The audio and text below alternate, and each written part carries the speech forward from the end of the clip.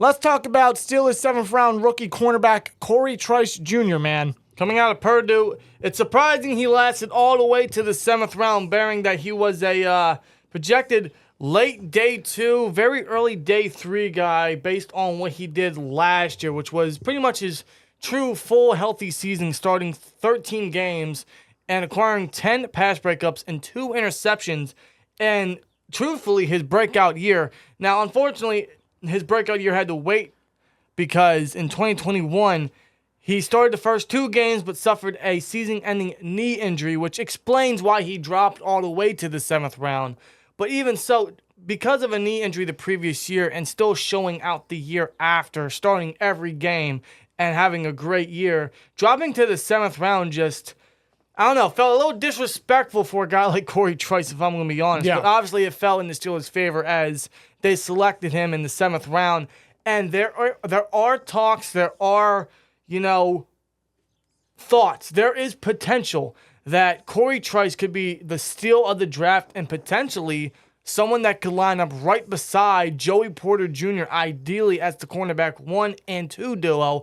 And imagine that in this draft class, which is already the best draft class the Steelers have had in a long time from a talent aspect, from a value aspect, getting potentially your cornerback 1 and 2 for the future in the same draft class in rounds 2 and 7 respectively would be an absolute home run. Now, before you guys get hype about that potential, let's slow down a little bit because, obviously Joey Porter Jr. has some shoes to fill. I don't want him to be overwhelmed based on his name, He's not going to let his name reach him to the promised land. He is a student of the game and a very interested one. Pairing beside Patrick Peterson and learning from the guy and just asking questions is great to have and great for the cornerback room in general, as Cory Trice is going to do the exact same thing. Obviously, he's not going to be inserted as a starter immediately because he's a 7th round guy. Yeah. And as of now, let's hold the brakes because he is a 7th round guy. And as of now, he's not guaranteed to make the 53. Now, because of the release of Akello Witherspoon, he has a greater chance. And he will probably fill in as a sub-package guy, get his feet wet primarily in special teams.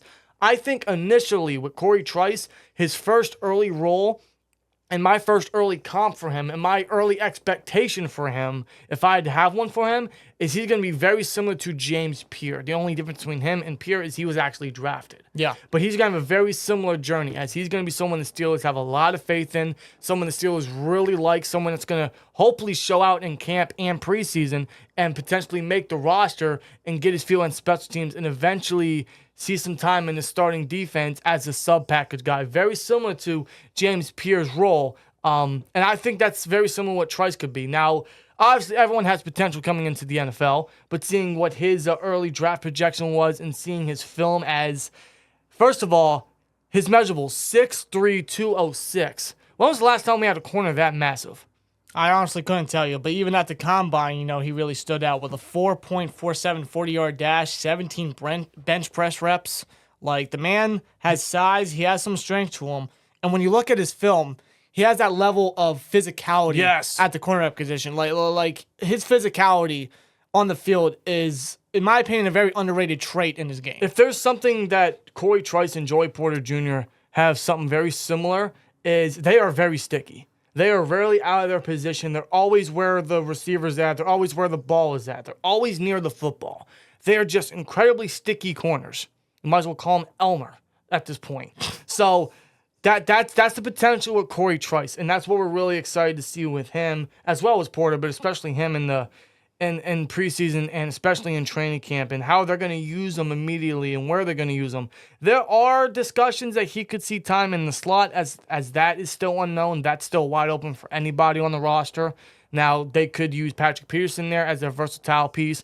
Peterson mentioned that he really wants to be used more around the defense to confuse quarterbacks and confuse offenses. Yeah. He begged his previous coaching staffs with Arizona and Minnesota to move him around, and they didn't let him. Terrell Austin and Grady Brown are absolutely going to toy around with that idea, and that's where we're going to see Joey Porter opposite of Levi Wallace in sub-packages, potentially a Cory Trice and a James Pierre at the same time. And with you mentioning Terrell Austin and Grady Brown, we all know the tendency of the Steelers with cornerbacks around the Kevin Colbert era. Yeah, the reputation is not... It's horrible. It's bad. It's literally probably the worst position Kevin Colbert could ever draft. Yeah, that's very true. It's not a good list when you look back at it. I only have to go up the names you guys already know. The mid-2010s was god-awful. With who we tried to select or who we selected, tried to develop, I would rather just completely forget. That was a rough time. But ever since Terrell Austin had come into the Steelers defense as our secondary coach before being promoted to DC, and ever since Grady Brown came into the secondary under the defensive staff. Yep. The defensive backs, the secondary has been much more beneficial and has been more productive when it comes to playing time, pass breakups, pass deflections, and interceptions. Just development overall from the entire defensive back core. Minka, Terrell Edmonds, Mike Hilton, Cam Sutton, James Pierre, even Akella Witherspoon at one point before he eventually got released. Now you add in Joey Porter Jr. and Cory Trice. Could they be the Steelers cornerback duo for the future? Now, ideally, that would be a dream come true for this draft class, but let's hold the brakes on that until we actually see, what these guys are made of, because honestly, man, they haven't played a snap yet. Let's lower some expectation a little bit. Yeah. That's obviously what training camp and preseason afford to see what these guys got. But I absolutely trust our current coaching staff and the development of our defensive backs. History shows it the last couple of years. Yeah. You have to trust those guys. They have really helped our defensive back core, and it will continue, especially with what Joey Porter Jr. and Cory Trice are going to bring to the secondary in terms of size, stickiness, physicality, and potential lockdown ability, right? But a guy like Cory Trice specifically, initially I think he'll get his feet wet, very similar to a James Pierre, but the potential could be as high as maybe seeing time as a starter, because Patrick Peterson is going to be here at max 2 years. Levi Wallace is in a contract year. Joey Porter Jr. is going to be here for at least 4 years. Yeah. So, Cory Trice is going to have some opportunity. Not immediately, not in year one because of the depth we have, but come year 2 or 3, we could be talking him seeing some starting time if he continues his progression and if he, most importantly, stays healthy. Yeah. That's his biggest concern. That's why he dropped. But if he stays healthy and the progression of what our coaching staff has helped with our defensive backs. And he builds his way up the depth chart and stands out and gets into the starting role. Joey Porter Jr. and Cory Trice as those tall, athletic, physical, press man coverage corners. That's the dream. That could be the dream. But especially like a guy like Cory Trice would be a great story. I mean, Joey Porter Jr. already himself is a great story, but Cory Trice is the 7th round guy, bearing all the injuries he suffered, would be a great come up. Yeah. And we all love stories like that. But for the Steelers, that would be awesome to see. But until we see time on the field, until we see what the guys truly have, let's lower some expectation and let's just see this as a potential James Pierre scenario, only potentially better. As a matter of fact, James Pierre is only signed back for 1 year. Yeah. So who's to say that Trice could take James Pierre's role next year as that primary sub-package piece? Who knows? It all depends on if he stays healthy and the development of the guy. It really does. So the opportunity, the idea, the potential is there, as it is with anybody in the NFL, but especially a guy like Cory Trice. When you look at his film, you look at what he brings to the team, and you see what the Steelers are doing at the cornerback position. They're bringing in vets, but they have guys that aren't going to be here forever. They have guys that aren't going to be here too long. They have guys in contract years. They brought in a Hall of Fame vet to help with the development. You see what they're doing. And the potential is absolutely there. And yes, it excites me.